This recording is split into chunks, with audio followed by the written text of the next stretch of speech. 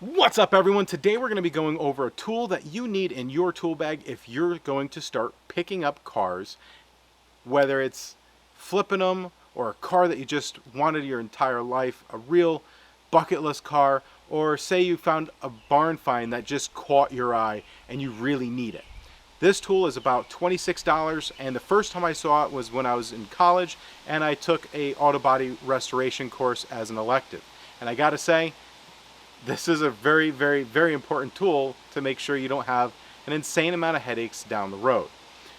I wasn't thinking about one of these when I picked up the Buick GS, and unfortunately the quarter panels were basically all Bondo.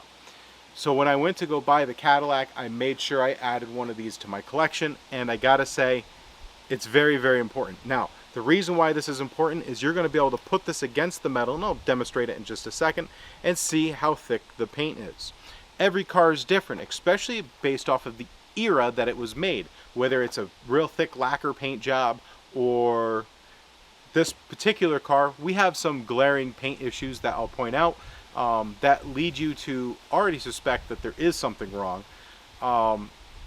But this car right here was a single coat type of job, where my black Supra was a clear coat over it because it was a metallic. So every car is different, and every car is going to have different thicknesses. So let's go ahead and quickly take a look at this. So the first thing we're going to want to do is understand what we're working with. The car to my left was a pearl metallic from the factory, and they clear coated it, where the red paint that is sitting on this car was just a single stage. So this paint will be thinner than that. So right here we have the oxidized paint, and you can see that's sitting at 0.05. Now we scoot down to where I did a little bit of prep work with just a really quick cut, nothing big. I just wanted to kind of give some form of example of a quick cut and application of some wax. And you can see 0.05. Now notice I said a little earlier that this paint would have been a single stage, which means there's no clear coat. There's clear coat on this door, which is a sign that there is an issue. Now from the factory, right here should be about 0.7 millimeters of paint, because they did a little bit of, well, not paint, but they do a little skim coat. I don't know why. I don't know. It's just something that all of them have. And first off, we now know 0.05. We put it on here, and this is 0.15. So this little extra chunkiness there. We could go right here, and we should see that it's 1. So it's a little bit thicker than normal. It could be partly because of the wrong kind of paint on it, but we go a little bit further down, and again 0.15. So I almost wonder if there was an issue further up, because again there's clear coat, and they feathered it in, clear coated all the way to this body line. A little bit strange. They could have, depending on how bad the fender was, they probably just wanted it to fade correctly. Let's go ahead and take a look though. So I have to correct what I said. The most important way to make sure that you're doing the right thing is to make sure you're putting the right kind of paint on here. Obviously, they didn't put a single stage on here, and so even if they wanted to feather in, totally wrong. So right here we have 0.15, so no damage, no hiding, nothing hiding underneath here, no inch thick Bondo. Go right here, same thing. Right here, it's getting thicker. So this is a 2. I don't know if you can see it. I'm gonna just go ahead so I'm not constantly just looking around weirdly. So actually this is a 1.2. See if there's no glare there. And a little bit higher, 0.15. So it leads me to believe that there is something going on through here. Go a little bit further up, 1.1.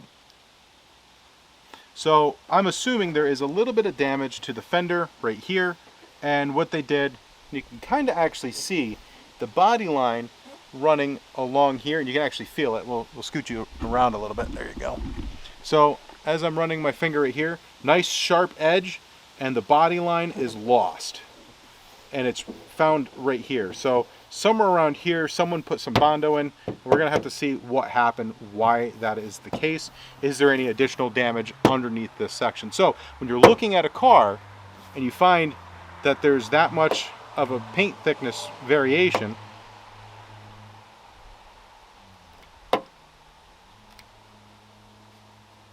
help if I turned it back on, 165. So I want to see, is it the same on the other side of the car as well? So you can already tell that there's some issues with the paint as we use the measuring tool again. 0.45, I don't know if you can see that. And then we'll go right here. I can actually see, it looks like a bit of a crack right there.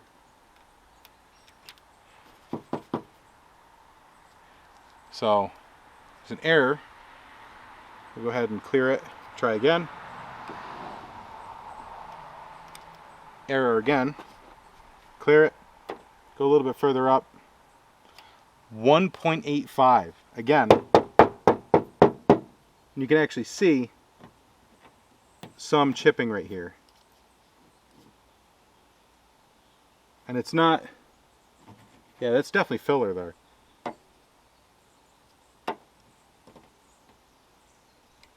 So just right there is a 1.1. We're going to try this one again. 1.9. So depending on where it is, it's over 2 mils of something in between. So we're talking like, that's definitely filler.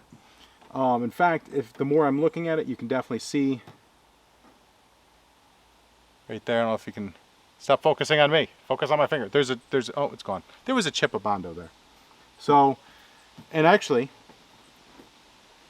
I can see rust underneath that chip that just came out. So we have, well, I shouldn't do that with a fine machine like this. So we have an issue in this fender. At a glance, even if this was nicely painted, just say you're doing like an auction, you're looking at an auction car, and you really want to know what it's hiding, there's 2 millimeters of Bondo sitting right around here. Let's look at a different car. So we're working in tight quarters right here, but put it right here, 0.15, and then we go a little bit lower, starting at the body line.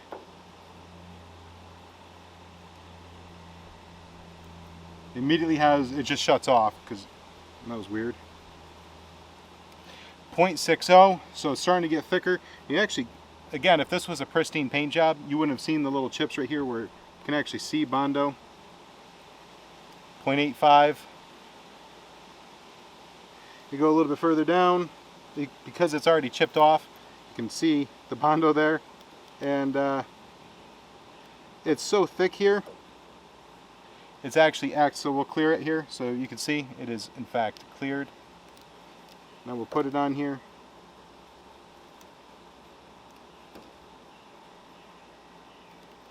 It won't even detect that it's anything there, and then immediately gives me an overvalue number.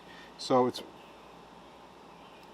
from here down is just rust and Bondo, guys.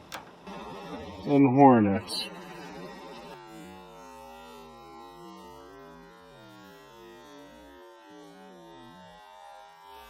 Well guys, I hope you found this entertaining, or at least a little educational. If you did, make sure you hit the thumbs up down below, and hit the subscribe button if you're not already subscribed. It lets YouTube know, hey, there's things going on here, and maybe someone else might learn a little bit about the paint thickness gauge.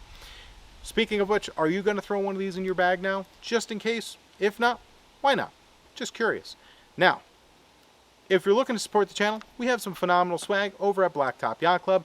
The website is in the description down below. You can pick up some pretty cool swag, whether it's the Satellite or that really awesome 70 Buick. That is just totally killer. So, until next time, keep your shiny side up, and God bless.